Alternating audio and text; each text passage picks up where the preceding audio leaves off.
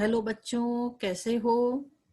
बच्चों, हम कक्षा 8 में पाठ शब्द विचार इस वीडियो के माध्यम से पढ़ रहे हैं। मुझे उम्मीद है कि शब्द विचार का भाग 1 का वीडियो आपको समझ में आ गया होगा। अब आइए भाग 2 पढ़ते हैं।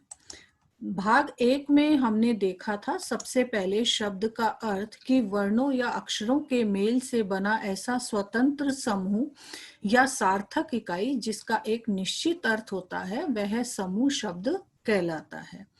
इससे पहले वीडियो में हम देख चुके हैं शब्दों का वर्गीकरण, जिसमें हमने उत्पत्ति के आधार पर और रचना के आधार पर शब्दों का वर्गीकरण देखा था। आइए अब इस वीडियो में हम देखते हैं प्रयोग के आधार पर और अर्थ के आधार पर। सबसे पहले हम देखते हैं प्रयोग के आधार पर शब्द भेद। शब्दों के सार्थक मेल से वाक्यों की रचना होती है और वाक्यों के मेल से ही भाषा बनती है। जो शब्द होते हैं वह भाषा की प्राण वायु होते हैं। वाक्यों में शब्दों का प्रयोग किस रूप में किया जाता है, इस आधार पर हम शब्दों को दो वर्गों में बांटते हैं। पहला है विकारी और दूसरा है अविकारी। सबसे पहले देखिए विकारी शब्द। ऐसे विकारी शब्द किसे कहते हैं? ऐसे शब्द जिनके रूप में लिंग वचन कारक काल के अनुसार परिवर्तन होता है, अर्थात ऐसे शब्द जो परिवर्तित हो जाते हैं, जिनके ऊपर लिंग वचन कारक का प्रभाव पड़ता है, ऐसे शब्द विकारी शब्द कहलाते हैं। जैसे देखिए लिंग के अनुसार कैसे परिवर्तन हो रहा है। जैसे बच्चा पढ़ता है, उसकी जगह हो जाता है बच्ची पढ़ती है। वचन के अनुसार देखिए बच्चा सोता है, बच्चे सोते हैं। कारक के अनुसार देखिए बच्चा सोता है, बच्चे को सोने दो। तो विकारी शब्द कौन से होते हैं? जिनमें लिंग वचन कारक काल के अनुसार परिवर्तन हो जाता है। दूसरा देखिए अविकारी शब्द। अविकार यानी जिसमें परिवर्तन ना हो। ऐसे शब्द जिनमें लिंग वचन कारक आदि के कारण कोई परिवर्तन नहीं होता, अर्थात जो हमेशा क्या रहते हैं? अपरिवर्तित रहते हैं। ऐसे शब्दों को हम क्या कहते हैं? अविकारी शब्द कहते हैं। जैसे देखिए तथा, धीरे, किंतु, परंतु, तेज, अधिक, ऐसे शब्द हैं जिन पे जो परिवर्तित नहीं होते हैं, जिनके ऊपर लिंग वचन कारक आदि का कोई प्रभाव नहीं पड़ता है। अविकारी जो शब्द हैं ये भी 4 प्रकार के होते हैं। जैसे देखिए क्रिया विशेषण। क्रिया विशेषण में देखिए जैसे धीरे धीरे, बाहर, जल्दी आदि। संबंध बोधक, इसमें देखिए से पहले, के बाद, के साथ, जैसे मैं अपने भाई के साथ जा रहा हूं। ठीक है, तो इस प्रकार से संबंध बोधक, इनमें कोई परिवर्तन नहीं होता है। समुच्चय बोधक जैसे किंतु, परंतु, अथवा और आदि। विस्मयादि बोधक जैसे अरे, ओहो, वह आदि। इसमें आप ध्यान रखेंगे कि इसमें विस्मयादि बोधक के बाद में विस्मयादि बोधक अव्यय का आपको, अव्यय के बाद में इस चिन्ह का आपको अवश्य प्रयोग करना है। फिर उसके बाद में देखिए अगला अपना जो शब्द का वर्गीकरण है वह है अर्थ के आधार पर शब्दों के भेद। जैसा बच्चों आप सभी जानते हैं कि शब्द और अर्थ का बहुत घनिष्ठ संबंध होता है, क्योंकि एक तरीके से शब्द का जो बोध है वह उसके अर्थ से भी होता है। अर्थ भी क्या होता है? उसका शब्द ही होता है। क्योंकि अर्थ, जैसे हमने कोई शब्द बोला, जैसे जल का अर्थ हो गया पानी, तो वो पानी भी क्या है? एक शब्द ही है। तो अर्थ के आधार पर शब्दों को कई भागों में बांटा जाता है। जैसे देखिए एकार्थी, अनेकार्थी, पर्यायवाची या समानार्थी, विलोम शब्द या अनेक शब्दों के लिए एक शब्द, या श्रुति सम भिन्नार्थक शब्द। सबसे पहले देखिए एकार्थी, जिसे एकार्थक शब्द भी कहा जाता है। जैसा नाम से ही स्पष्ट हो रहा है, एकार्थक या एकार्थी अर्थात एक अर्थ देने वाले शब्द। जिन शब्दों का एक ही अर्थ होता है वे कहलाते हैं एकार्थी शब्द, अर्थात वे शब्द जो हर स्थिति में एक सा ही अर्थ देते हैं कि अगर हम बोले या सुने तो उनका एक निश्चित, एक विशेष ही अर्थ निकलता है।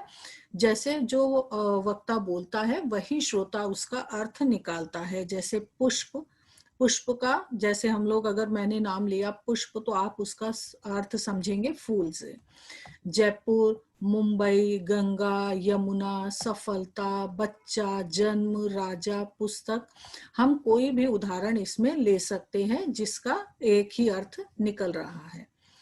फिर दूसरा देखिए, अनेकार्थी या अनेकार्थक शब्द। जैसा नाम से ही स्पष्ट हो रहा है कि जिन शब्दों के एक से अधिक अर्थ होते हैं उन्हें कहा जाता है अनेकार्थी शब्द। जैसे देखिए हार, हार के देखिए जैसे पराजय और फूलों की माला, तो दोनों ही अगर हमने हार शब्द लिया तो हार शब्द के अनेक अर्थ निकल रहे हैं। जैसे पराजय कि वह युद्ध में हार गया, ठीक है, उसके लिए फूलों का एक हार लेकर आइए। तो इस प्रकार से हार के अनेक अर्थ निकल रहे हैं। उसी प्रकार से देखिए अंक, अंक मतलब हो गया है गिनती। नाटक के भाग को भी हम क्या कहते हैं, अंक कहते हैं। माता की गोद, गोद को भी हम क्या कहते हैं, अंक कहते हैं। और अंक क्या होती है, संख्या भी होती है। इसी प्रकार से गति, गति मोक्ष को भी कहा जाता है, दशा को भी कहा जाता है, चाल को भी कहा जाता है। पद, पद किसे कहा जाता है, शब्द को भी कहा जाता है, चरण को भी कहा जाता है। और ओहदा, ओहदा मतलब होता है पद, अर्थात कि वह इस पद पर है, ठीक है। तो इस प्रकार से ये ऐसे शब्द हैं जिनके एक से अधिक अर्थ निकलते हैं, इसलिए इन्हें क्या कहा जाता है, अनेकार्थी शब्द। फिर देखिए पर्यायवाची शब्द।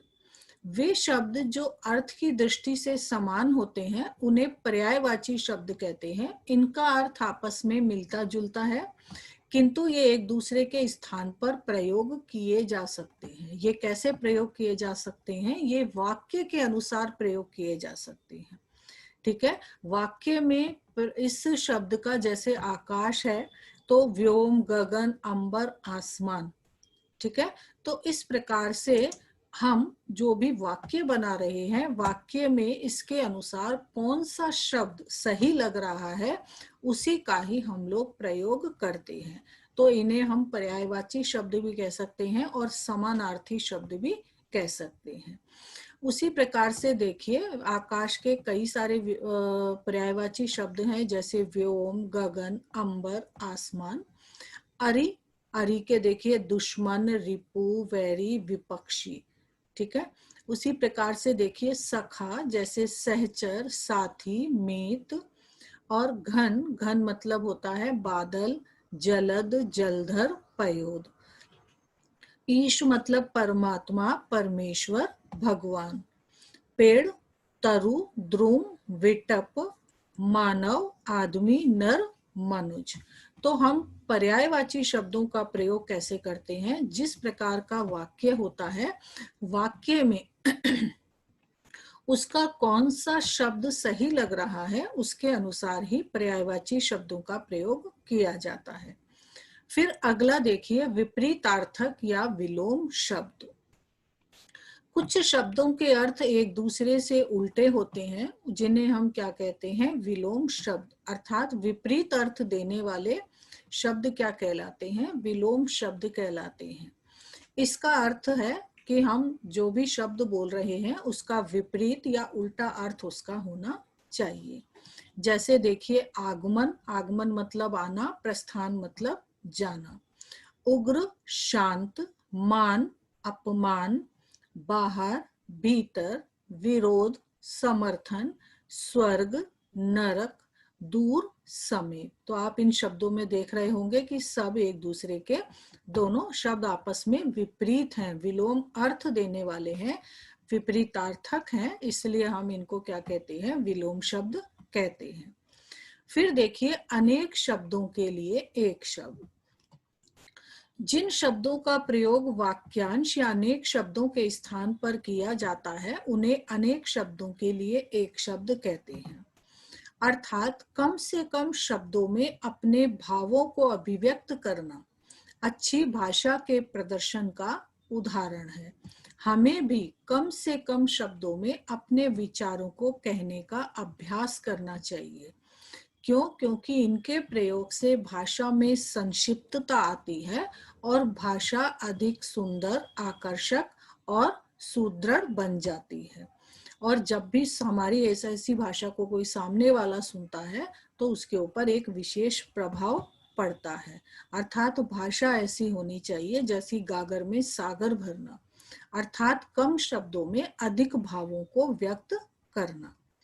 फिर देखिए जैसे है हाथ से लिखा हुआ, उसकी जगह हम क्या लिख सकते हैं? हस्त लिखित। क्योंकि अनेक शब्द हैं उसकी जगह एक शब्द का हमें प्रयोग करना है। शरण में आया हुआ, उसकी जगह हम क्या बोल सकते हैं? शरणागत बोल सकते हैं। जो दिखाई ना दे उसकी जगह हम क्या बोलते हैं? क्या बोल सकते हैं? अदृश्य। स्वयं सेवा करने वाला, उसकी जगह हम क्या बोल सकते हैं? स्वयं सेवक बोल सकते हैं। तो इस प्रकार से अनेक शब्दों के लिए एक शब्द कि हमें इतना बड़ा वाक्य नहीं बोलना है, बल्कि उसकी जगह अगर हम एक शब्द बोलें तो उससे भी हमारी बात को समझ में सामने वाला हमारी बात समझ सकता है। फिर अगला देखिए श्रुति सम भिन्नार्थक शब्द। आप देख रहे होंगे कि सुनने से ही पता चल रहा है, श्रुति मतलब सुनना, सम मतलब समान और भिन्नार्थक मतलब भिन्न अर्थ देने वाला, कि ऐसे शब्द जो सुनने में तो समान लगते हैं लेकिन उनके जब हम लिखते हैं तो उनमें कुछ में वर्तनी का अंतर होता है, ठीक है, कुछ में शब्दों का अंतर होता है, और जो लगभग सुनने में एक जैसे ही होते हैं लेकिन उनका अर्थ जो होता है वो भिन्न होता है। तो ऐसे शब्दों को हम क्या कहते हैं? समरूप भिन्नार्थक शब्द भी कहते हैं। जैसे देखिए अन्य अनाज, तो अन्य मतलब दूसरा और अन्न मतलब अनाज। अवलंब अविलंब, अवलंब मतलब हो गया है सहारा देना और अविलंब मतलब हो गया है तुरंत। जैसे कपट और कपाट, कपट मतलब होता है छल और कपाट मतलब होता है दरवाजा। तो ऐसे शब्द जो सुनने में तो एक समान लगे लेकिन उनका अर्थ भिन्न होता है, ऐसे शब्दों को कहा जाता है श्रुति सम भिन्नार्थक शब्द। बच्चों, मुझे उम्मीद है कि यह वीडियो आपको समझ में आ गया होगा। जल्दी ही अगले पाठ के वीडियो के साथ